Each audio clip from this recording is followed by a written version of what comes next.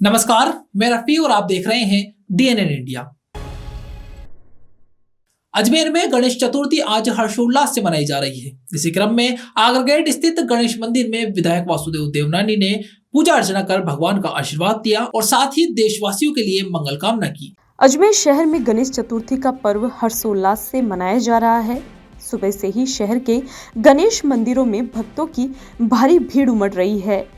शहर के प्रसिद्ध आगरा गेट गणेश मंदिर में सुबह से भक्तों की भारी भीड़ उमड़ी। आगरा गेट स्थित गणेश मंदिर में विधानसभा स्पीकर वासुदेव देवनानी ने दर्शन कर आरती की और भगवान का आशीर्वाद लिया। मीडिया से रूबरू होते हुए देवनानी ने सभी को गणेश चतुर्थी की हार्दिक शुभकामनाएं दी और कहा कि आज गणेश जी की पूजा कर सबके विघ्नों को हरने की प्रार्थना की। गणेश जी सबकी कामना की पूर्ति करें। एक श्रेष्ठ अजमेर, सुंदर अजमेर, स्वच्छ अजमेर के लिए एकजुट होकर आगे बढ़े।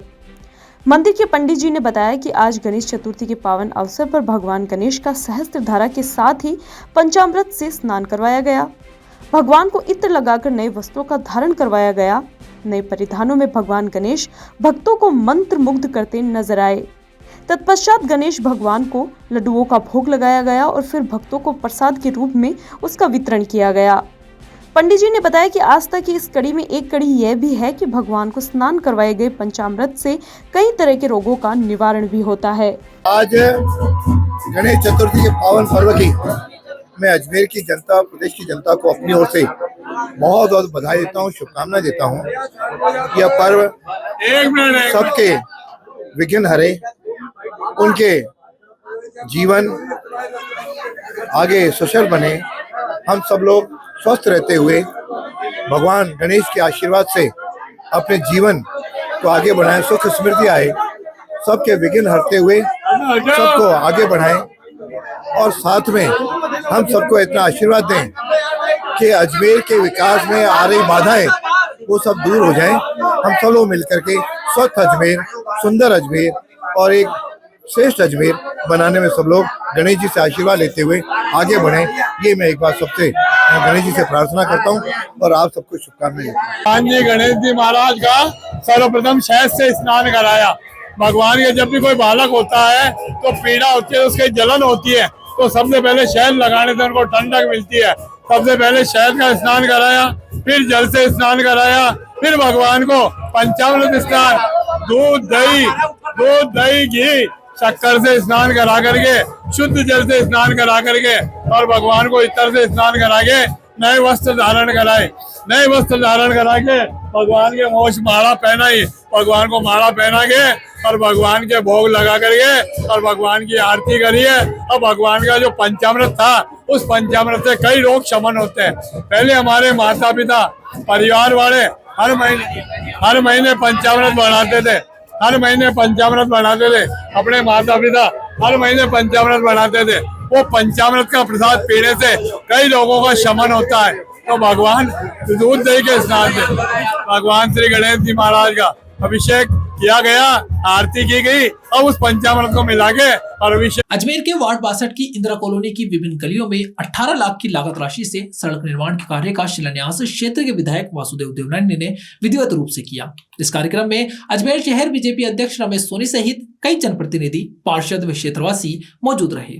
अजमेर उत्तर विधानसभा क्षेत्र में विधायक वासुदेव देवनानी आए दिन विकास की नई सौगातें क्षेत्रवासियों को देते आ रहे हैं। इसी क्रम में आज वार्ड 62 की इंदिरा कॉलोनी की विभिन्न गलियों में 18 लाख रुपए की लागत राशि से सड़क निर्माण के कार्य का शिलान्यास क्षेत्र के विधायक वासुदेव देवनानी ने विधिवत रूप से किया। इस कार्यक्रम में अजमेर शहर जिला अध्यक्ष रमेश सोनी सहित कई जनप्रतिनिधि, पार्षद व क्षेत्रवासी मौजूद रहे। क्षेत्रवासियों ने विधायक वासुदेव देवनानी का माला व साफा पहनाकर स्वागत किया। मीडिया से रूबरू होते हुए विधायक वासुदेव देवनानी ने कहा कि अजमेर शहर में विकास की प्रक्रिया लगातार पिछले साल से जारी है। इसी क्रम में 18 लाख रुपए की लागत राशि से इंदिरा कॉलोनी की विभिन्न गलियों में सड़क निर्माण के कार्य का आज श्री गणेश किया गया। इसे निश्चित ही आमजन को राहत मिलेगी। कहा कि इस क्षेत्र में पूर्व में भी 6 लाख रुपए की लागत राशि से शौचालय व महिलाओं के लिए स्नान घर का लोकार्पण भी किया जा चुका है। इससे पूर्व 20 लाख रुपए की लागत राशि से सड़क निर्माण के कार्य का भी शिलान्यास हो चुका है। विकास के इन कार्यों से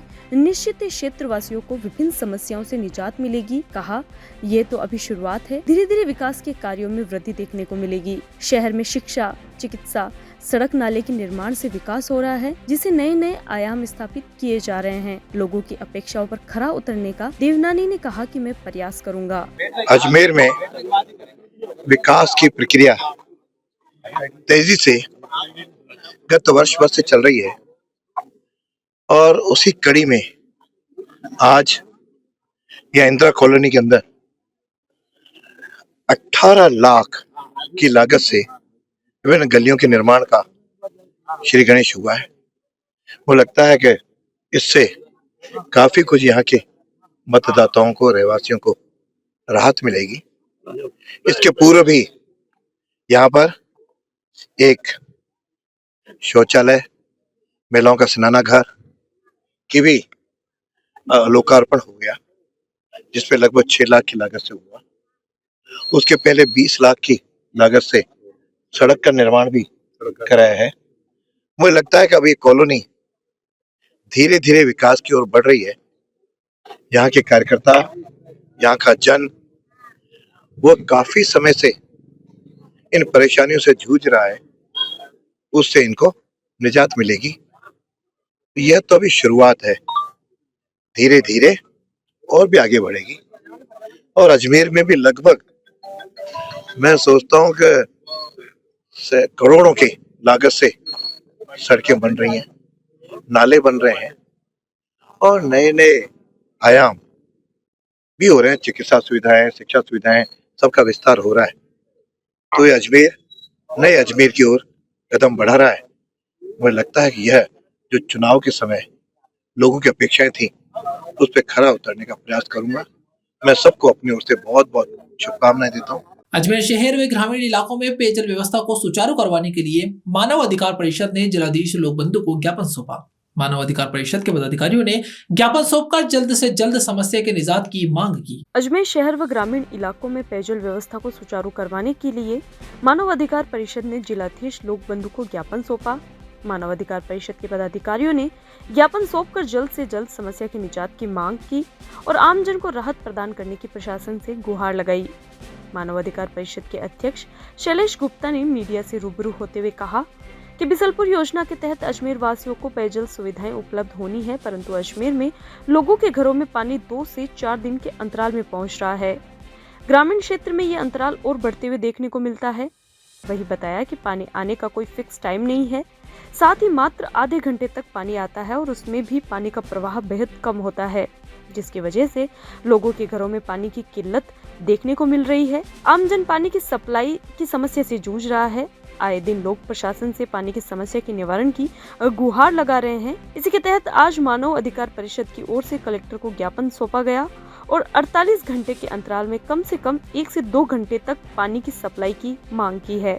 आज मानव अधिकार परिषद के सभी पदाधिकारियों की ओर से अजमेर शहर की जो विकट सबसे बड़ी समस्या है पानी की, जो बीसलपुर 1984 के अंदर अजमेर के लिए जीवनदायिनी बनी थी, आज जयपुर के अंदर 24 घंटे 365 दिन पानी दिया जा रहा है।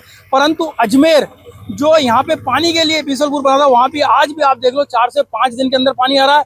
नाम मात्र का पानी आ रहा है, कोई प्रेशर नहीं है, कोई टाइम नहीं है, मट मैला पानी है, बदबूदार पानी है। उसको लेके आज हमने जिलाधीश महोदय को ज्ञापन दिया है और उनसे मांग की है कि हमें 48 घंटे के अंदर कम से कम 1.5 से 2 घंटा पानी दिया जाए, जिससे अजमेर की जनता अपना घर का पानी तो भर ले। आज भी 30% भी पानी नहीं भर पाती है अजमेर की जनता, पानी सारे खाली रहते हैं। घर में किसी को भी आप कहीं भी बड़ा प्रोग्राम हो, परंतु घर में एक आदमी को रोकना जरूरी है, क्योंकि पानी कब आ जाए कोई भरोसा नहीं है, कोई निश्चिंत नहीं है। उसको लेके आज हमने ज्ञापन दिया है। बिल्कुल टाइम तो है ही नहीं, उसी को लेकर भाई आज टाइमिंग आप कभी रात को दे रहे हो 12 बजे, कभी सुबह 4 बजे दे रहे हो, कभी 6 बजे दे रहे हो, कभी शाम को दे रहे हो। यहाँ रुकते एक छोटे से ब्रेक के लिए, जल्द हाजिर होंगे खबरों के नए सफर के साथ। कैंसर बीमारी ही ऐसी है, चिंता तो होगी ना। लेकिन अब अपनी चिंता को बदलो विश्वास में, क्योंकि आदिनाथ कैंसर मेडिसिटी में है रेडियोथेरेपी, कीमोथेरेपी और कैंसर सर्जरी के उपचार के साथ आधुनिक सुविधाएं भी। विजिट करें आदिनाथ कैंसर मेडिसिटी एट चाची आवास अजमेर।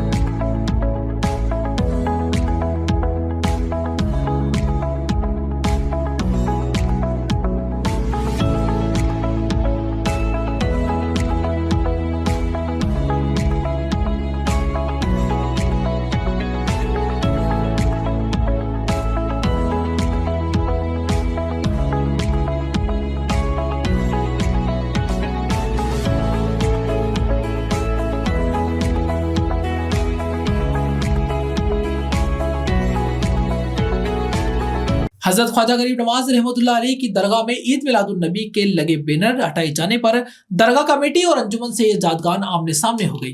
इसके अलावा ईद मिलादुन नबी की जश्न की तैयारियों का सामान भी महफिल खाने में नहीं रखने दिया गया, जिस पर विवाद खड़ा हो गया। देश भर में जश्न ईद मिलादुन नबी की तैयारियां जोर शोर से चल रही हैं।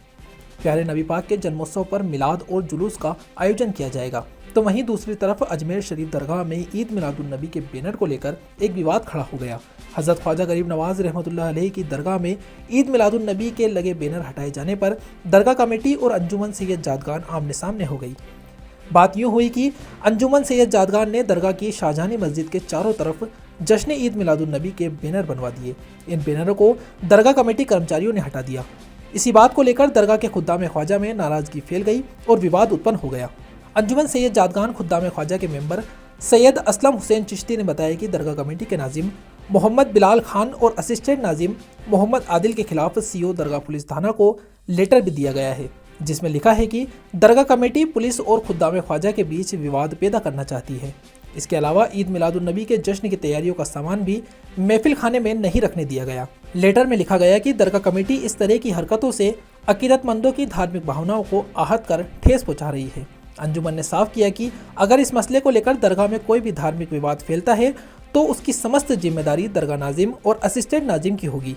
वहीं दूसरी तरफ दरगाह नाजिम मोहम्मद बिलाल खान ने अंजुमन के जरिए सीओ पुलिस के नाम दिए गए लेटर पर अफसोस जाहिर किया। नाजिम मोहम्मद बिलाल खान का कहना है कि अंजुमन के सेक्रेटरी सैयद सरवर चिश्ती या उनके प्रतिनिधि दरगाह दफ्तर आकर उनसे संपर्क कर सकते हैं। ऐसे में जश्न ईद मिलादुन नबी का जलसा हो या कोई भी धार्मिक कार्यक्रम, सब नेक कामों में दरगाह कमेटी उनके साथ मिलकर सहयोग करेगी। दरगाह कमेटी के चपरासियों के जरिए उतारे गए मिलादुन नबी के बैनरों पर उन्होंने कहा कि उन बैनरों को फिर से लगवा दिया गया है और आपसी राय मशवरे से ईद मिलादुन नबी की तैयारियां की जा रही है। विवाद बढ़ता देख हटाए गए बैनरों को अंजुमन सैयद जादगान के मेंबरान की मौजूदगी में वापस दरगाह कमेटी कर्मचारियों ने लगा दिया है। देखिए, मैं डिस्ट्रिक्ट एडमिनिस्ट्रेशन पुलिस एडमिनिस्ट्रेशन से दरगाह कमेटी में शिकायत करना चाहता हूँ। जब से ये नाजिम आए बिलाल खान, इनको कुछ आता जाता नहीं है, जो आदिल नायब नाजिम कहता है वो करते हैं। आज इन्होंने प्रॉफिट मोहम्मद सल्लल्लाहु अलैहि वसल्लम के बैनर उतरवाए, उससे धार्मिक उन्माद बढ़ा सकता था। हम पेशेंट्स को कब तक ये हमारे आजमाएंगे? लाइट आएगी, डेकोरेशन अंजुमन सैयद जादगान खुद्दाम ख्वाजा की रिप्रेजेंटेटिव बॉडी परसों से करते आई है। लाखों का बजट होता है। तमाम रिलीजियस फंक्शन हम करते आ रहे हैं फॉर लास्ट 300 ईयर। जब इलेक्ट्रिसिटी दी थी, कुमकुम में थे, तब से हम कर रहे हैं। एक तो महफिल खाने में लाइट नहीं रखने दी कि पैसे दो, दूसरे प्रॉफिट मोहम्मद सल्लल्लाहु अलैहि वसल्लम का बैनर लगाया तो उन्होंने उतरवा दिए। दरगाह कमेटी के चपरासियों से वापस लगवा रहे हैं। मतलब ये झगड़ा चाहते हैं, एक षड्यंत्र पूर्वक आदिम समुदाय और पुलिस डिपार्टमेंट का और एडमिनिस्ट्रेशन से झगड़ा करवाना चाहते हैं। आदिल इसका मेन कल्प्रिट। और ये जो नाजिम बिलाल साहब है, ये DIG रह चुके हैं BSF में। ये अपने गिरे से इनके अकल नहीं है कि किसके जानते हैं कितना धार्मिक उन्माद बढ़ेगा प्रॉफिट मोहम्मद सल्लल्लाहु अलैहि वसल्लम के मामले में। जिस तरह से देश में माहौल बना हुआ है, ये समझ नहीं रहा है। इनको शर्म नहीं आती, डूब के मर जाए। कभी कुछ इनसे हुजरों का काम तो होता नहीं। 20 साल बाद जाके परमिशन दिए, वो भी हमने लोगों से करवाया, अखबारबाजियाँ की, मिनिस्टर को लेटर लिखे। अफसोस की बात है, लेकिन ये हम पेशेंस खत्म हो रहा है हमारा। इन पे कोई कार्रवाई करें, इन पे कार्रवाई करें। वो तो सीओ साहब लक्ष्मण साहब को बोल दिया, उन्होंने फिर फ़ौरन इस पर कॉग्निजेंस किया। अस्सलामु अलैकुम। बड़े दुख और अफसोस की बात है कि जश्न ईद मिलादुन नबी सल्लल्लाहु तआला अलैहि वसल्लम का जश्न जो दरगाह शरीफ में अंजुमन सैयद जादगान की जानिब से गुज़िश्ता सालों से अंजुमन सैयद जादगान मनाती आ रही है, आज उसके बैनर दरगाह कमेटी के चपरासियों ने दरगाह से उतार दिए। बड़े दुख की बात है कि क्या ये मुसलमान है?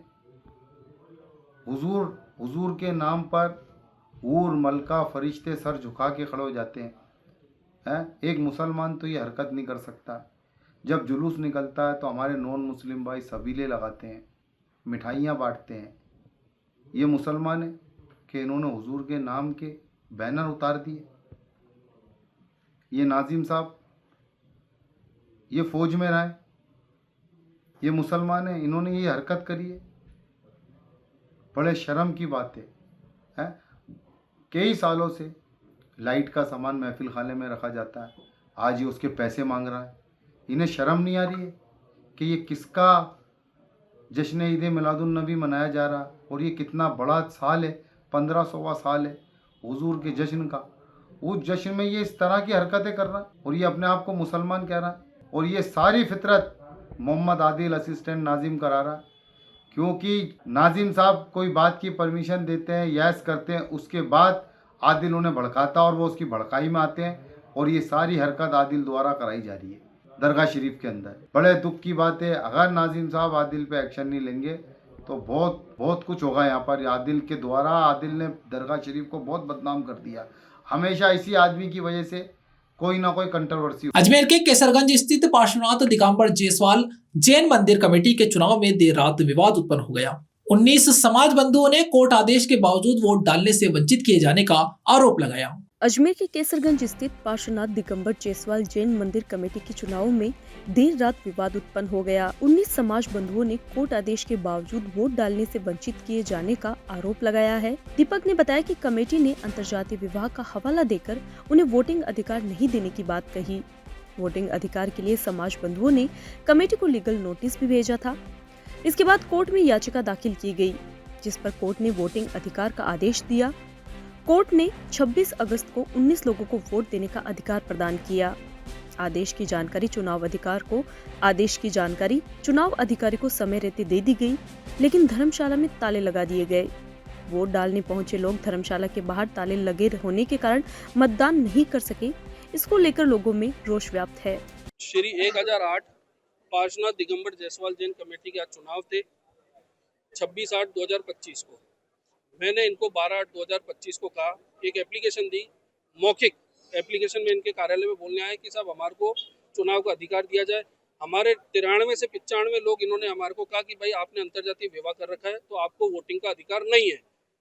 तो वोट डालने का अधिकार 93 परिवारों में से 200 जनों को वोट डालने का अधिकार है। इन्होंने मेरे को साफ मना किया। इन्होंने कहा हम 16 तारीख की जो पंचायत है हमारी, उसमें हम आपका एजेंडा रखेंगे। इन्होंने 16 तारीख की जो पंचायत की उसमें कोई भी मेरे लिए हमारे लिए कोई एजेंडा नहीं रखा। जब इन्होंने 16 तारीख को एजेंडा नहीं रखा तो मैं 17 तारीख को मैंने इनको एक हर्षित मित्तल है मेरे एडवोकेट, उनके द्वारा इनको एक नोटिस, लीगल नोटिस भिजवाया। वो लीगल नोटिस इनको मिला। उसके बाद इन्होंने 19/8/2025 की अति आवश्यक पंचायत कॉल की गई, जिसमें 700 से 800 लोग पंचायत में आए। उनके सबके मोबाइल इन्होंने बाहर ही रखवा लिए, सारे मोबाइल बाहर रखवाए। उसके बाद इन्होंने उसमें कहा कि भाई ऐसे नोटिस हजारों आते हैं और हजारों जाते हैं, कोई बात नहीं। इन्होंने कोई वो नहीं किया। मैं उसके बाद 20 तारीख को कोर्ट में गया। कोर्ट की शरण में जाने के बाद मेरे को 25 तारीख की हमारी बहस हुई। 25 तारीख इन्होंने 2 बार तो नोटिस ही नहीं लिया। तीसरी बार इनको वहाँ कोर्ट से नोटिस चस्पा करने के ऑर्डर हुए तो इन्होंने बाय हैंड, उसी अध्यक्ष ने बाय हैंड ले लिया। 25 तारीख को पूरी बहस हुई, 2 घंटे की बहस हुई माननीय न्यायालय में। न्यायालय में बहस होने के बाद 26 तारीख को ऑर्डर की कॉपी लिख ली, जिसमें मेरे को माननीय न्यायालय ने और हम 19 लोगों को वोटिंग डालने का अधिकार दिया। तो हम सिर्फ ये चाहते थे कि हमारा वोटिंग डालने का अधिकार है, हमारे को जो 19 लोगों को दिया है वो हम वोट डालें। इनको जैसे ही इनके वकील ने बताया कि दीपक और 18 लोगों को वोटिंग का अधिकार मिल गया, इन्होंने वहां से फटाफट चुनाव अधिकारी वहां पर गेट बंद कर दिए, दादागिरी करी, टेबल हटा दी, वोटिंग मशीनें हटा दी और वहां पे धर्मशाला में लॉक कर दिया। मैंने 5:20 पे चुनाव अधिकारी को फोन किया। चुनाव अधिकारी ने मेरे को साहब कहा, जिसका नाम है डॉक्टर अनिल जैन। मैंने कहा जी डॉक्टर साहब हम वोट डालने आ रहे हैं, हमारे पास कोर्ट का ऑर्डर है। तो उन्होंने कहा साहब मैं वहां से आ गया, मैं डर गया था, मैं वहां से भाग गया। मैंने कहा ऐसा क्या हो गया? मैंने उनसे मोबाइल के थ्रू बात करी तो उन्होंने कहा कि साहब मैं वहां से चला गया, क्योंकि वहां पर इन्होंने 7 बजे, सुबह 8 बजे से 7 बजे तक की वोटिंग थी। 8:30 बजे इन्होंने वोटिंग चालू करी, आधा घंटा लेट कर दिया। तो उन्होंने 8:30 से 7:30 का टाइम रखा चुनाव अधिकारी ने। इन्होंने 5, सवा 5 बजे सब वहाँ लॉक कर के ये सब चले गए। हम यहाँ पर फिर मैंने 6:07 में चुनाव अधिकारी को व्हाट्सएप के माध्यम से नोटिस, कोर्ट का नोटिस भेज दिया। उसके बाद मैं 6:38 पे हम 19 जने और हमारी धर्मपत्नी हम यहाँ पर वोट डालने के लिए आए। ना तो यहाँ अध्यक्ष मिले, ना यहाँ मंत्री मिले, ना कमेटी का कोई सदस्य मिला, ना चुनाव अधिकारी मिले। और हम अभी 10:30, सवा 10, 10:30 बज रही है, हम यहीं खड़े हैं सबके सब। ना हमारे को चुनाव डालने का वो दे रहे हैं, ना हमारे से कोई बात करने को तैयार है, और ये कोर्ट की अवहेलना कर रहे हैं। कितने वोटिंग थे इसमें? किस तरह का हम सिर्फ वोटिंग का अधिकार मांग रहे थे। हम 19 जने थे, जिसको कोर्ट ने, ये कोर्ट का आदेश है, ये आदेश की कॉपी ये रही, जो हम 19 जनों के नाम है, जिन 19 जनों को हमको वोट डालने का अधिकार दिया था। कब का था ये आज 26/8/2025 का। पद पर थे मतलब चुनाव? ये अध्यक्ष मंत्री कमेटी के चुनाव थे। हम तो सिर्फ वोटिंग मांगने का हक मांग रहे थे इनसे, हम और कुछ नहीं मांग रहे थे इनसे। और उसके लिए जो इनका जो संविधान है उसके तहत इनको नोटिस भी दिया, पर इन्होंने उसको भी कहा कि भाई। खबरों के सफर में अभी सिर्फ इतना ही, फिर हाजिर होंगे खबरों के नए सफर के साथ। तब तक के लिए दीजिए इजाजत, नमस्कार।